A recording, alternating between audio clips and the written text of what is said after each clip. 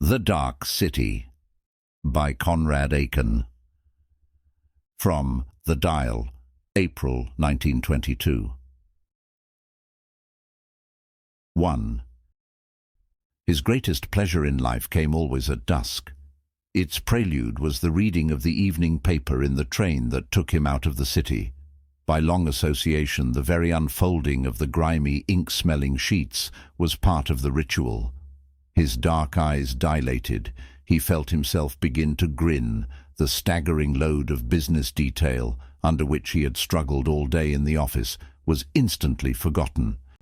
He read rapidly, devoured with rapacious eyes column after column. New York, London, Paris, Lisbon, wars, revolutions, bargains in umbrellas, exhibitions of watercolors.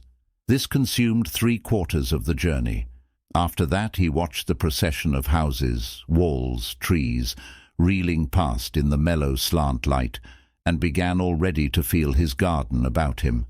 He observed the flight of the train unconsciously, and it was almost automatically at the unrealized sight of a certain group of trees, oddly leaning away from each other, like a group of ballet dancers expressing an extravagance of horror, that he rose and approached the door. The sense of escape was instant. Sky and earth generously took him. The train fled, shrieking into the vague, bright infinity of afternoon. The last faint wail of it, as it plunged into a tunnel, always seemed to him to curl about his head like a white tentacle, too weak to be taken seriously. Then, in the abrupt silence, he began climbing the long hill that led to his house. He walked swiftly, blowing tattered blue clouds of smoke over his shoulders, revolving in his mind the items of news amusing enough to be reported to Hilda, such as that Miss Green, the stenographer, who had for some time been manifesting a disposition to flirt with him, today, just after closing, when everybody else had gone out, had come to him, blushing, and asked him to fasten the sleeve of her dress. A delicious scene.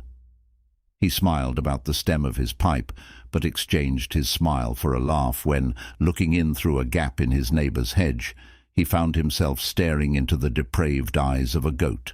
This would add itself to the episode of Miss Green, for these eyes were precisely hers.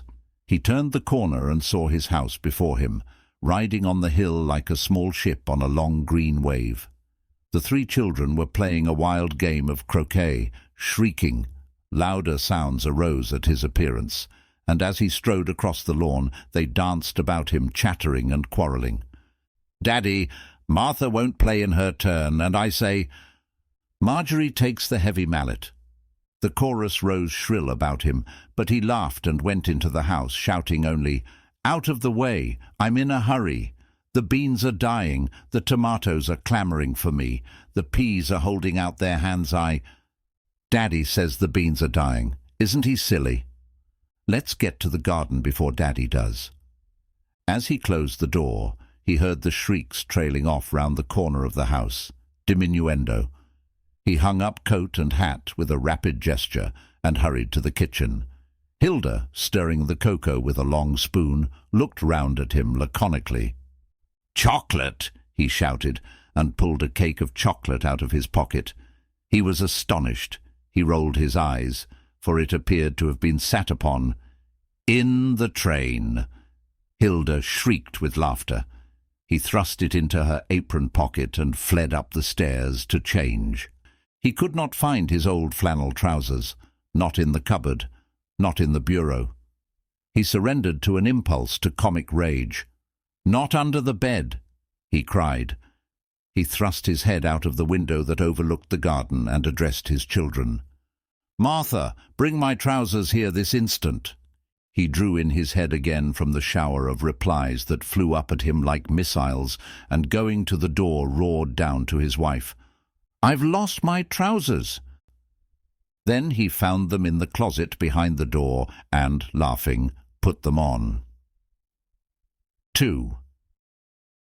He ran out of the side door, under the wisteria-covered trellis, and down the slippery stone steps to the vegetable garden. "Here comes Daddy now," shrilled to him from Martha. He lighted his pipe, shutting his left eye, and stood in profound meditation before the orderly, dignified and extraordinarily vigorous rows of beans. They were in blossom. Bees were tumbling the delicate lilac-pink little hoods. Clouds of fragrance came up from them. The crickets were beginning to tune up for the evening. The sun was poised above the black water tower on the far hill. Martha and Marjorie began giggling mysteriously behind the lilacs. "My hoe!" he wailed. The hoe was thrust out from behind the lilacs. "If anybody should drive up in a scarlet taxi," he said to Martha, accepting the hoe, "and inform you that your soul is free, don't believe him. Tell him he's a liar. Point me out to him as a symbol of the abject slavery that all life is. Say that I'm a miserable thrall to wife, children and beans, particularly beans. I spend my days on my knees before my beans." "I'll do nothing of the sort," said Martha. He held his hoe under his arm and walked solemnly among the beans. The two girls followed him. "Here's a caterpillar, Daddy." "Kill him!" "Here's another, a funny green one with red sparkles on his back. Oh, look at him." "Don't look at him! Kill him!" "He squirts out like green toothpaste." "Don't, Martha!" he cried, pained. "Don't say such things. Spare your neurotic father." He shrank visibly and strode off to the corner where his peas were planted and started methodically hoeing the rows, turning the rich loam up about the pale stalks. Now and again a pebble clinked. He stooped and threw it off into the meadow. Mary, the youngest, came to the top of the steps and cried. Martha and Marjorie went to her, and he forgot them. The rising and falling of the hoe blade, shiny with much polishing in the brown soil, hypnotized him, and his thoughts fell into a sort of rhythm, came and went without his interference. Ridiculous, he thought, that this solemn singular biped, whom other bipeds for convenience call Andrew, should stand here with a stick and scratch the skin of this aged planet. What does he expect to get for it? It pleases the aged planet. She stretches herself in the twilight, purrs like an old cat, and expresses her pleasure in the odd and useful effluvium we call peas. And this biped wears clothes. Think of it. He wears clothes, things made out of plant fibre and sheep's wool, cunningly and hideously made to fit his arms and legs. He has in his pocket a small pouch made in these singular garments, a watch, a small shiny round object in which he has reduced to feeble but regular iambics the majestic motions of the sun, earth and stars. He takes it out and looks at it with an air of comprehension and puts it back again. Why doesn't he laugh at himself? He chuckled. This object tells him that he has time for 2 more rows before dinner.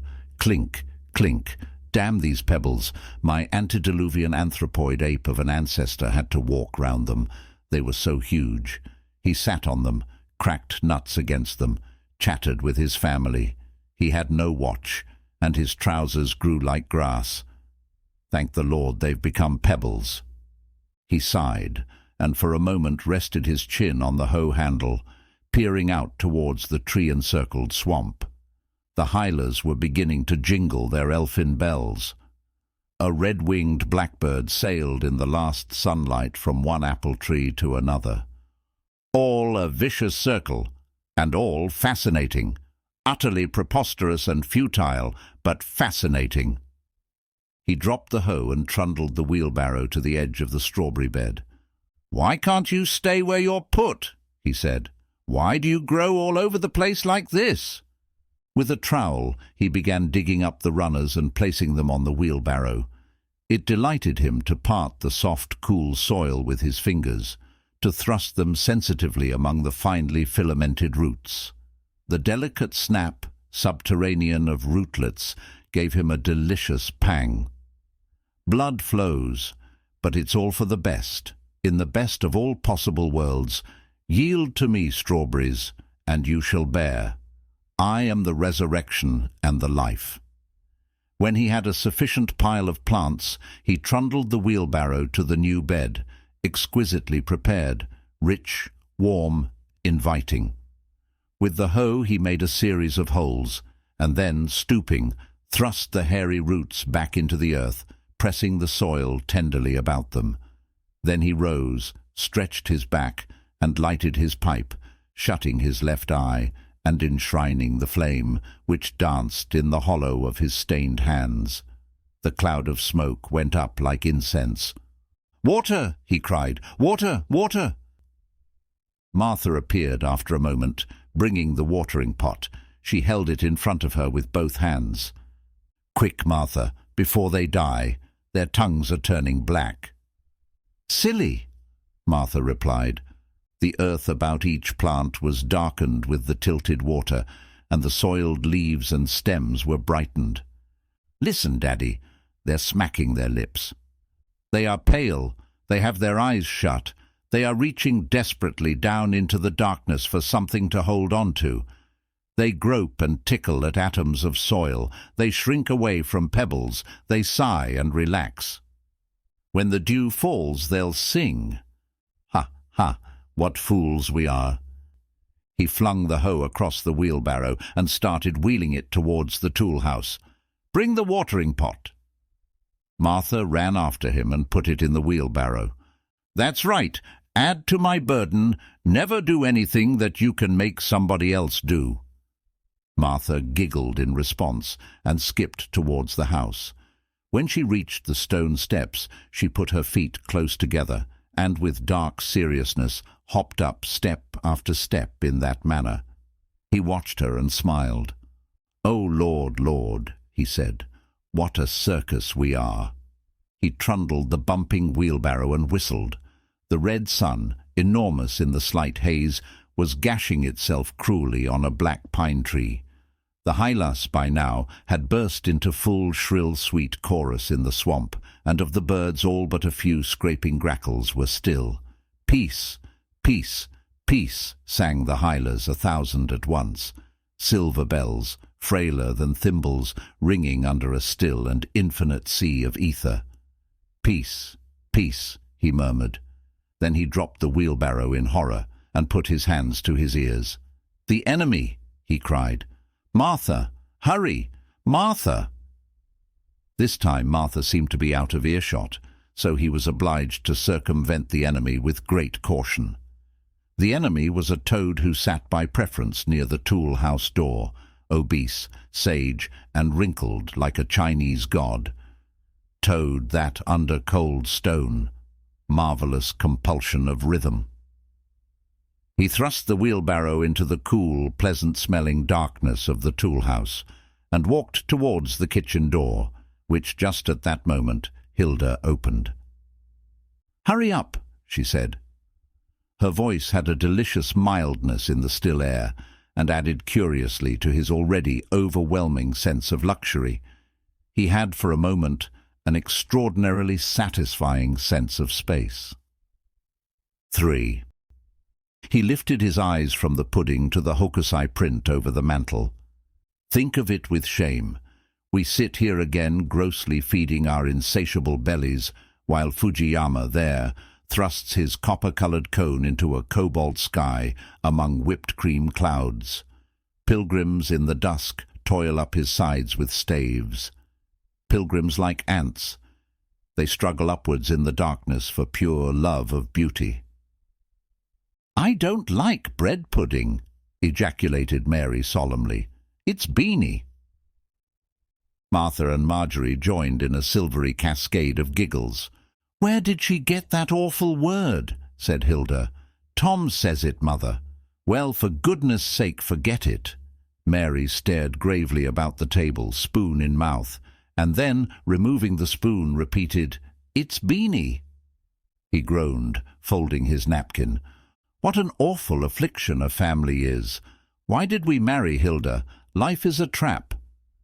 Mrs. Ferguson called this afternoon and presented me with a basket of green strawberries. I'm afraid she thought I wasn't very appreciative. I hate to be interrupted when I'm sewing. Why under the sun does she pick them before they're ripe? That's a nice way to treat a neighbour who gives you a present.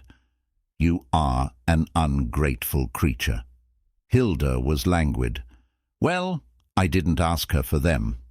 Her eyes gleamed with a slow, provocative amusement. "They're beanie," said Mary. He rolled his eyes at Mary. "Our kids are too much with us. Bib and spoon, feeding and spanking. We lay waste our powers." They all pushed back their chairs, laughing, and a moment later, as he lighted his cigar, he heard, from the music room, Hilda's violin begin with tremulous thin notes, oddly analogous to the sound of her voice when she sang, playing Bach to a methodical, loud piano accompaniment by Martha. Melancholy came like a blue wave out of the dusk, lifted him and broke slowly and deliciously over him. He stood for a moment, made motionless by the exquisite, intricate melody, stared, as if seeking with his eyes for the meaning of the silvery algebra of sound, and then went out. The sun had set. Darkness was at hand. He walked to the top of the stone steps and looked across the shallow valley towards the fading hill and the black water tower. The trees on the crest, sharply silhouetted against a last band of pale light, looked like marching men. Lights winked at the base of the hill.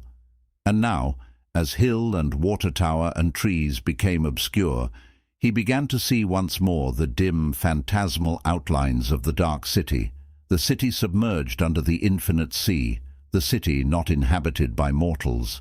Immense, sinister and black, old and cold as the moon, were the walls that surrounded it. No gate gave entrance to it. Of a paler stone were the houses upon houses, tiers upon tiers of shadowy towers which surmounted the walls.